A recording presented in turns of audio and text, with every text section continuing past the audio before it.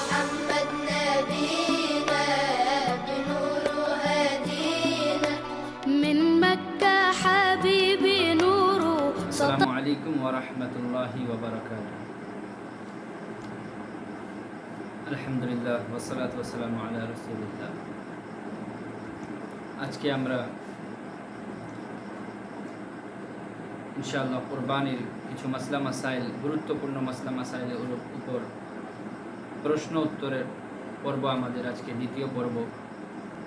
খুব সংক্ষেপে আমরা কিছু প্রশ্ন নিয়েছি। প্রশ্ন হলো, যদি মালিকে নেসাব হয় তাহলে কোন ধরনের পশু বা কতটুকু অংশ কোরবানি করতে হবে? মাশাআল্লাহ, খুব সুন্দর প্রশ্ন। এর উত্তর হলো, যদি মালিকে নেসাব হয়, তার উপর কোরবানি ওয়াজিব হয়, তাহলে ছাগল বা ভেড়া বা দুম্বা যে কোনো একটি সে ব্যক্তি করবে, অথবা উট, গরু, মহিষের 7 ভাগের 1 ভাগ অংশগ্রহণ করতে পারবে। 7 ভাগের 1 ভাগ নিয়ে সে একজন ব্যক্তি যদি মালিকের নেসাব হয়, একজন ব্যক্তির জন্য 7 ভাগের 1 ভাগ, এটি মাথায় রাখতে হবে। মালিকের নেসাব হলে একজন ব্যক্তি যদি মালিকের নেসাব হয় একটি পরিবারে, গরুর জন্য গরুতে অংশীদার হতে হলে 7 ভাগের 1 ভাগ, অথবা একটি ছাগল, ভেড়া বা দুম্বা।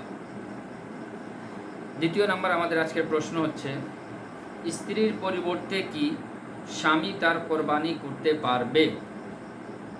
জি হ্যাঁ, স্বামী করতে পারবে, কিন্তু স্বামী বাধ্য নয় যে স্বামীকেই করতে হবে।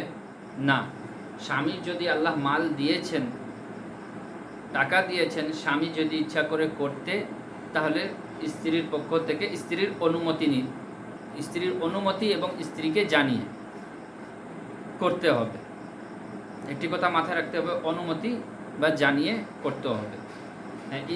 স্বামী যদি না করায় তাহলে এটি কিন্তু স্ত্রীর জন্য ওয়াজিব, তাই অবশ্যই স্ত্রীকে করাতে হবে।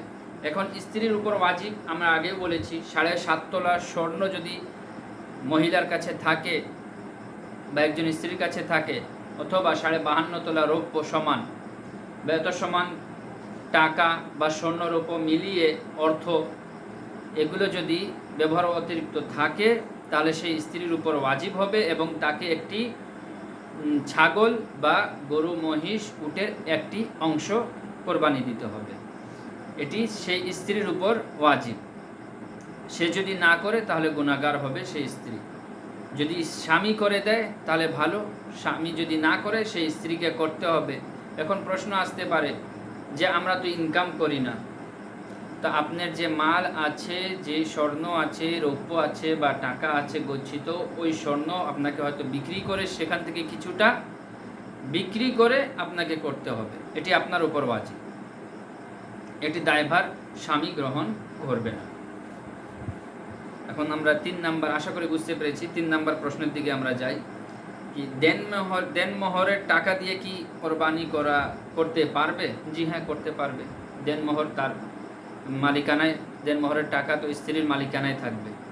স্ত্রী চাইলে সেই দেনমোহরের টাকা যদি থাকে সেই টাকা দিয়ে করতে পারে। দেনমোহরে যদি গহনা দিয়েছে স্বামী, এখন গহনা দেখা যাচ্ছে এই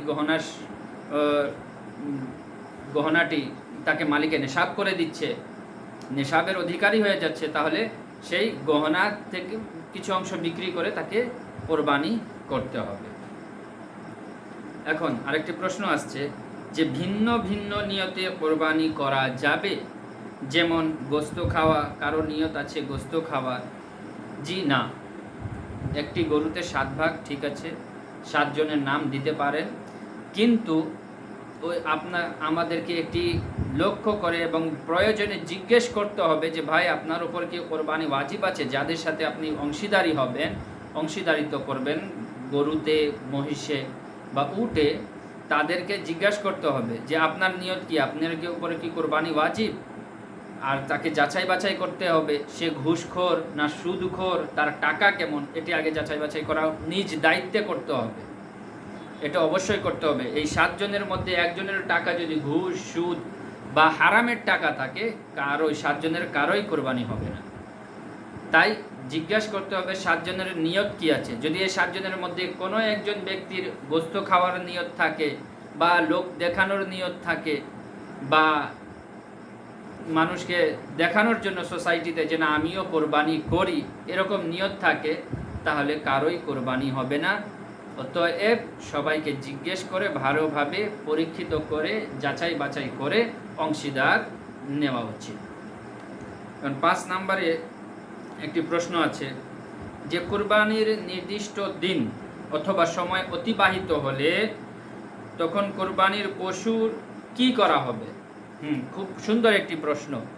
কোনো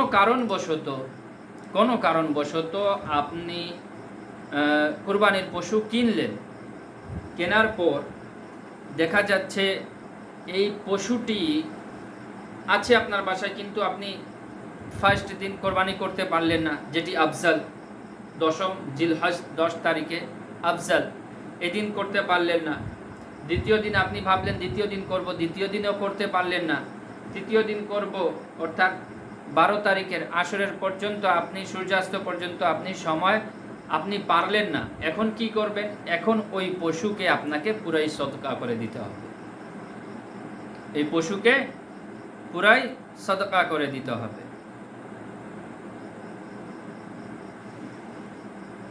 তাহলে আশা করি আমাদের এই 5টি প্রশ্নের উত্তর পেয়েছেন।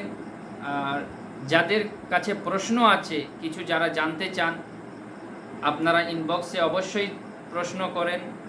আমিও চেষ্টা করব এই কয়দিনের মধ্যে এই মাসলা মাসাইলগুলো আপনাদেরকে জানানোর। ইনশাআল্লাহ। আল্লাহ সবাইকে ভালো রাখবেন, আল্লাহর কাছে দোয়া করবেন। সবাইকে সালাম জানাই। আসসালামু আলাইকুম ওয়া রাহমাতুল্লাহি ওয়া বারাকাতুহু।